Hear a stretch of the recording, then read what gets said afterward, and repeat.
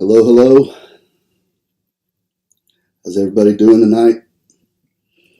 Uh, Thanks for joining me. So I'm trying out a new system. So bear with me if I don't get some of the settings right. Let's do a real quick check. Can everybody hear me?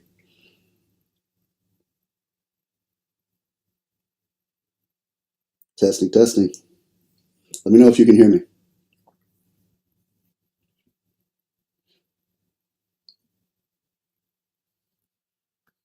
Cool. At least one person can hear me. All right. Uh, so I just wanted to come on here and do a little bit of a video recap. Uh, I shared a couple weeks ago I did a video from my phone about the passport drama and everything, and I know that a lot of you have been following my posts and uh, keeping up with me and messaging me off or privately or whatever. And so, first off, I want to say thank you for everybody who was a part of the trip. Uh, I've said it many times, but I can't do what I do if you don't do what you do. Without funding, you know, it's impossible to go. So I want to say thank you right off the bat for everybody who had a part in that. Uh, Big or small, it all helps, and it's all important. And I consider you as investors in the work. Uh, you have a part to play, and you fund it. Uh, and so whatever whatever rewards I may receive, uh, I look at it as, I mean, you're sharing in that return on investment. So I just want to say thank you for that. Thanks for the calls and the concern and everything. Uh, it was a really good trip. I'll just make a blanket statement right there. It was a really good trip for several reasons. Uh, the lead up to it was very stressful. So God always provides, but I really wish He wouldn't wait until the last minute.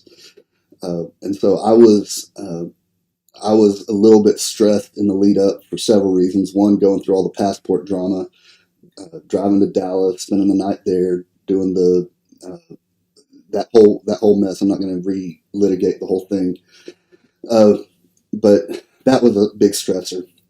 And also there were some unknowns. Like there was several things that I didn't know how I would be received. It was a new group. Even though I've been talking to Pastor Obed for several months since I went in January, I knew him, but I hadn't worked extensively with him yet, and definitely not with the group of pastors that he was putting together for us to go with and talk to. And then the crusade, that was uh, outside my experience. Normally, when I'm going on a trip, it's the countries that you want to keep a low profile instead of trying to invite everybody and their grandma. So it was new. There was some question marks about the funding still, and with the stress of the last minute passport stuff, I was, long story short, shorter than it could be. Uh, it really benefited me, I think, to delay the trip by 2 days. Uh, it I was not in the normal frame of mind that I usually am the night before a trip on that Wednesday night. I was scheduled to leave on a Thursday morning, uh, and just mentally, emotionally, maybe even spiritually, I just felt it was just bad. I mean, I was going forward with it because you just got to show up and report for duty, right? Uh, but I just wasn't. It wasn't like my normal experience in the lead up to one of these trips. But I think having 2 extra days to prepare mentally, there were some people that generously reached out with financial contributions, getting the whole situation worked out. It was just really good. And so I started out like normal, uh, even though it was just 2 days later. I was in my normal frame of mind. I was stoked. I felt full of the word. I was ready to go. So that's how it started. And so the downside to the late start is that I was scheduled to arrive on a Friday and then have that whole day to like get acclimated, get my sleep schedule right, and hit the ground running on Saturday with the pastors' conference. But instead, I arrived on Sunday morning. So that was the day that I was scheduled to preach. So I went, my flight got in early, so I was able actually to go check into the hotel early, had just enough time to shower and change, and then head to church because the flight got in early. But I was exhausted. I don't know if how I was perceived. I don't know if they think I did a good job or not. I felt like I did not have my A game, as it were. But hopefully the word that I did preach, hopefully that does its own trick, its own good, and hopefully the delivery wasn't too much of a distraction. I was very tired, and my mind was in a million places. I don't normally get off the plane and go straight to church and have to be on, have my game face on and all that. So, but it that I could say more, but that's enough for Sunday. And then the next day, we were able to squeeze in just a very brief uh, segment of teaching. I got to do one pastor training segment, and that was very well received. Good feedback from that. But unfortunately, I was up against the clock because I had to rush to the airport to get to Bolga from Accra. Had to catch my flight, and it's a 1 hour flight plus a 2, or I don't even know. It's somewhere between 2.5 and 3 hour drive after my 1 hour flight. So if I hadn't made my flight, then we would have been in problems. And Bolga, man, like it was so good to be back.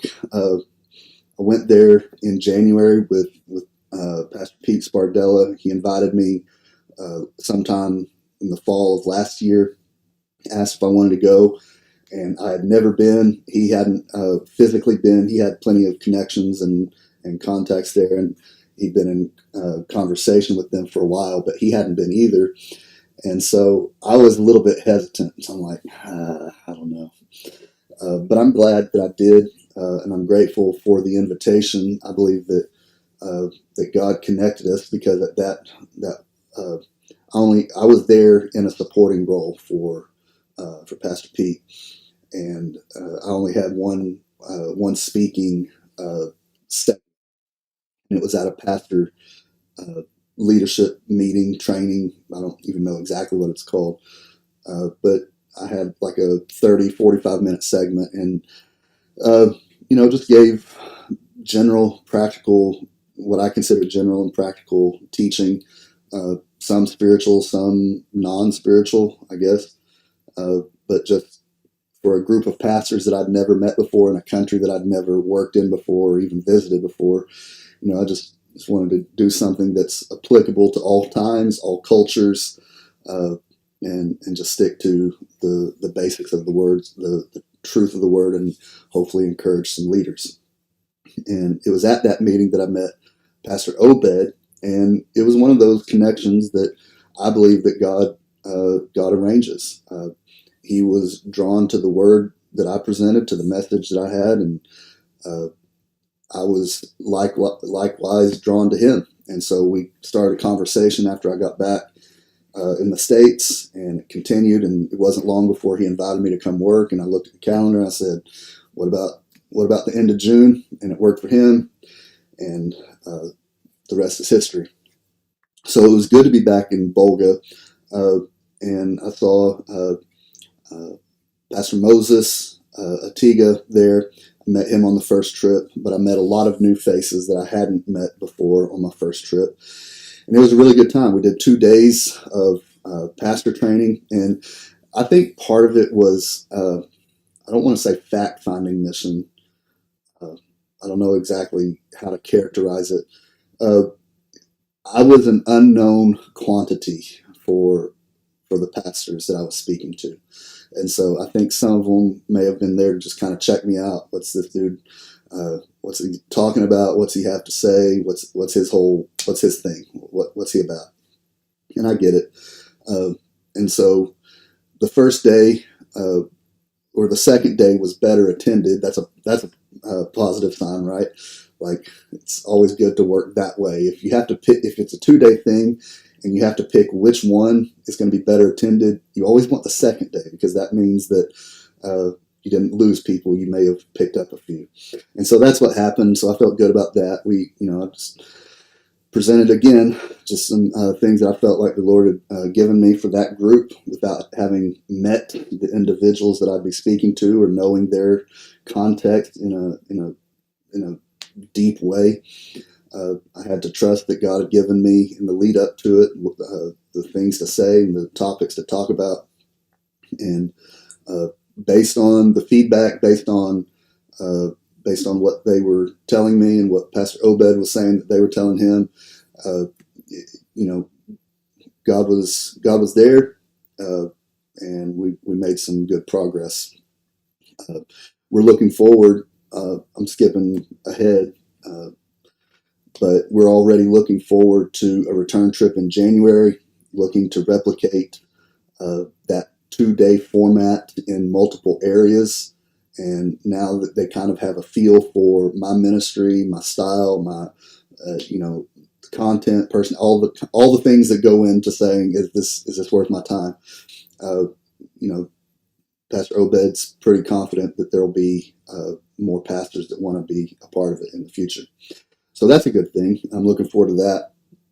The conference, we did a 2-night conference. I'd never, as I said a moment ago, I haven't done a whole bunch of that, or if any, just the big open air crusade rally type thing. Working in the countries that I work, you go to jail. I could go to jail for doing the religious work that I do as a foreigner. So it was a different experience. Pastor Obed has been part of those, but I think it may have been his first time putting one of those together in his. And he did a great job of bringing people together, bringing congregations, bringing the leadership. And he put out feelers. He put in a whole lot of legwork, and he did a lot of prep work in the lead up to this. But human nature is what it is, and you can't make people be a part of something they don't want to be a part of. You can't make people honor their commitments. So I feel sorry for him. I think he may have been a little bit disappointed in the turnout. I went with zero expectations. Like, I really didn't know what to expect. And so I just had to have the mentality, because, I really do, in many ways, feel more comfortable speaking to a small group than a big group anyway. So I was good with whatever.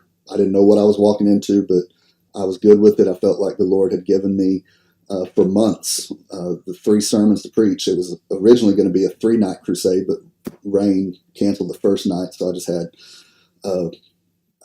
I preached on the second night what I was going to preach on the first night, and then on the second night, which would have been the third night, I kind of combined the remaining 2.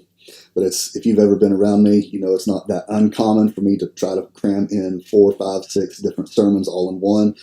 So it's always good to give me a clock. What is the time limit, so that I know how many rabbits not to chase?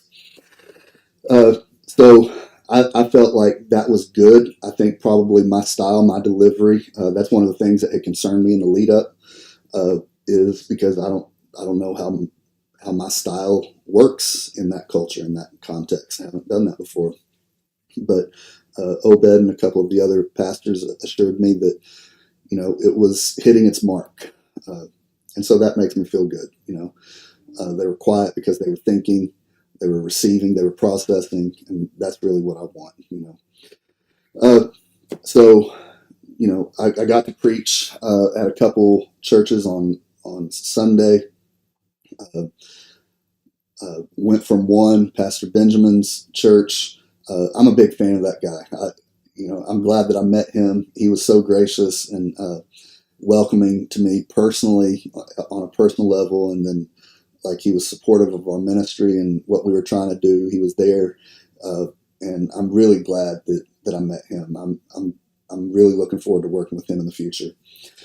So I went from his church, the early service, to I preached there, and then drove to Pastor Obed's church. And he hasn't sent me pictures yet, but I cannot wait to post pictures of my experience. He planted a congregation several years ago. I won't give you the whole story of how it unfolded, but he pioneered a work, and it's not one of these get sent out with 30 families and $1 million budget. Like he literally built it from nothing, and they meet under a tree, and it was one of my favorite experiences in all my years of doing this. There's a few experiences that stand out in my mind. One is I have a picture of it. It was 2014 or 15. Uh, I tell a story from that time all the time because God did something miraculous during the preaching. He healed a little boy. So you may have heard me tell that story before, but standing on the mountain with people just gathered, the crowd just kept gathering and gathering there in Nepal. And it was just such a beautiful backdrop. Just, you got the Himalayas in the background. You got it was just beautiful. And I got to stand and preach basically cover to cover, just tell the whole story. And that's one that stands out. But preaching at his church, it was just under a big shade tree, and it's hot there. It's hot in Houston, but it's hot in Ghana for sure. But under the tree, there was a nice breeze and plenty of shade, and the people were just soaking it up, and you can't ask for anything more than that. It's for people who are good soil to be to receive the seed of the word. So I want pictures of that so that I can show people what my experience was. It's just impossible to. I wish that there was a way to transport people to see the things that I see when I'm over there. Maybe it wouldn't be anything special for anybody but me, but it's just impossible to describe some of the things, and that's one of those that stand out in my mind. And I was so impressed. Pastor Obed, he'd done such a great job of taking care of me and honoring me and showing me all kinds of like just hospitality, generosity all week. But I think my favorite part was seeing the church that he has fathered. Uh, the the I don't know if I have the words to describe it really, but the whole vibe of the place, of the people, uh, and to watch him interact, I was so impressed. It was a true fatherly type of relationship. Very patient, very calm, very I don't know, words are failing me, but very very fatherly. And it just further confirmed what I'd already come to know, and that is that God connected us. I'm not for everybody. My personality is not for everybody. My style is not for everybody, and even my message, which I feel is biblical, but my message is not even for everybody. But God runs a really good HR department. He put us together. We have similar outlook on things. We have similar. I don't want to say necessarily personality, but like ministry philosophies, I think. And so God knew what he was doing when he connected us in January. And it was just a great day that Sunday that I got to preach at his church and see. He told me the word in Fra Fra, the local language there. He told me the word for the type of tree, but I didn't write it down, and I'm a visual person, and so I've forgotten it many times. Uh, but his church is named for that tree because that's where they meet. So I made sure I talked to him. When was it? Yesterday. Excuse me. I talked to him yesterday, and I made him uh, promise me that whatever our future plans are in January, that he will make sure that there's time carved out for me to visit his church again. I really enjoyed that, and I'm really looking forward to going back. Excuse me for a second. Okay, so how long have I been talking? Oh my goodness gracious. This is going to be 15 or 20 minutes. See, I told you, you got to give me a clock. I wasn't watching. I'll try to make this next part quick. Uh, and also, I want to do something a little bit different. If you have any questions, I had originally considered doing this on a Zoom call, but I figured that's so hard to coordinate with everybody that I just went ahead and did a Facebook Live. The reason for the Zoom is for more interaction. So if there are questions or whatever that you want me to address while I'm on here, feel free to comment those. And unless it's like some kind of deep theological discussion that's going to get me in trouble with people, then I'll do my best to answer it. So now I want to talk about what's coming up. So my focus has turned fully now to the fall trip that I've had planned tentatively. Last year, I was able to take a team to Thailand to work with Pastor Don and Lulu in Bangkok. Their ministry is just so incredible. Their church, the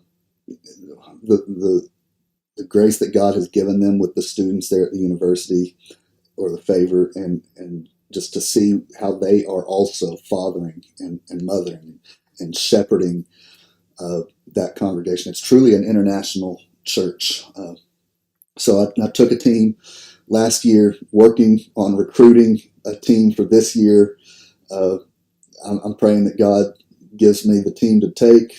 I need several people, so if you have any interest, hit me up. But we're starting to turn our focus to that. Going to be booking the flights and all that. I had also planned on going to Myanmar after Thailand. Last year, what I did is I sent the team home, and I continued on to Burma, just because other people have real lives and they can't stay gone for 3 weeks at a time. And not only that, but the political situation in Burma is still a bit unstable for me to feel comfortable about leading, about being responsible for anybody else.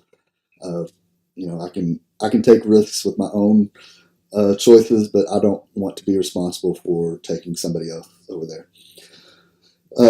And so that has been the plan, and I'm trying to think through that this time and see what God is telling me if we're going to go ahead with the Myanmar portion of the trip. That's still the tentative plan, but in the next few weeks, I'll have a good idea of what that whole schedule will look like, what that itinerary will look like. The Thailand portion, that event is already set, so that will be late October. I think the last weekend in October is when we'll be actually ministering in Thailand. And of course, you have to schedule. They're a full 12 hours ahead of us, so it's not like you can't just hop off the plane and go preach like I did in Ghana. So the travel time, it takes a long time to get there, and it takes time to not feel like an absolute zombie after doing that long.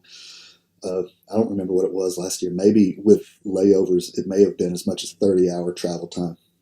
So, yeah, I'm working with Pastor Don and Lulu and seeing what their thoughts are and where God's leading them on that. So that's what I'm focused on coming up.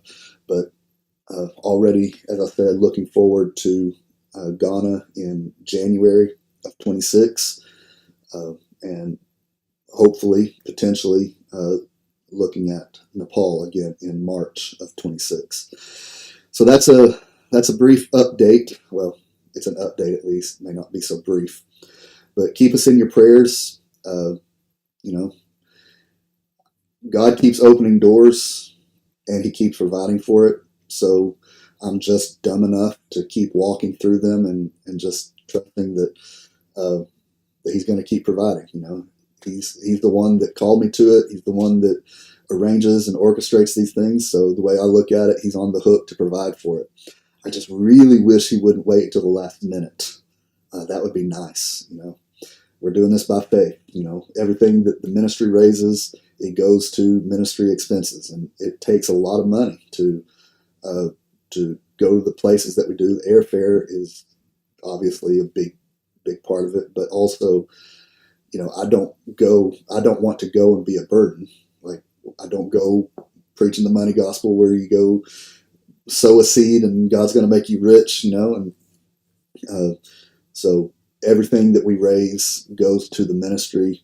I'm blessed with.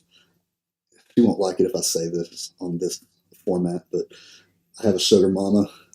Kristen is a high-powered executive. Uh, no, she has a really good position there at KSBJ, and she works, and so I do side hustles as much as possible. So we have our personal side taken care of, but everything that we raise goes to the work of the ministry, and we obviously uh, sometimes some more than others, but we obviously contribute significantly to our own work as well. So I didn't want to talk about money. I'm just saying, keep us in your prayers, because that's a lot of trips, a lot of expensive stuff coming up in every 2 months, basically. October, then January, or late October to mid-November, and then 2 months later in January, and then 2 months later in Nepal in March. So I don't know how God keeps doing it, but He does it, and as long as He does it, we're going to do what we do. So thank you for being a part of that. I don't see any comments, any questions, so I guess that means that it's about time for me to be quiet. Thanks for showing up with me tonight. Appreciate you being interested in what we're doing and what God is doing in E412 International. For those, as a side note, for those of you who don't know what E412 is all about, it's from Ephesians 4:12, equipping the saints for the work of ministry, for building up the body of Christ. And so God gave me the name for that in 2012 on my very first mission trip. Abraham Thomas invited me to India, and I'm so glad that I went. I'm so glad that I said yes. Before that, I had zero interest. My paradigm was so small. I just didn't have any interest. It wasn't anywhere on my radar, but God put a desire down in my heart on that trip, and He also gave me the name. I felt like He gave me the name. That's where I had the idea for it. So Ephesians 4:12. My whole vibe, my whole philosophy is about reaching the ones who will reach the thousands.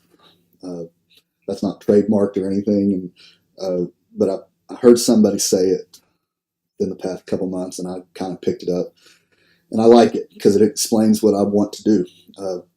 The pastors that I work with and that I go to teach, they don't have time, and in many cases, they don't have the money to go to a conference every other weekend, or to go to years of seminary or Bible school. And so, they need the word, because they're always giving and giving and giving, but they need discipleship as well. They need to step back and to get something from God as well.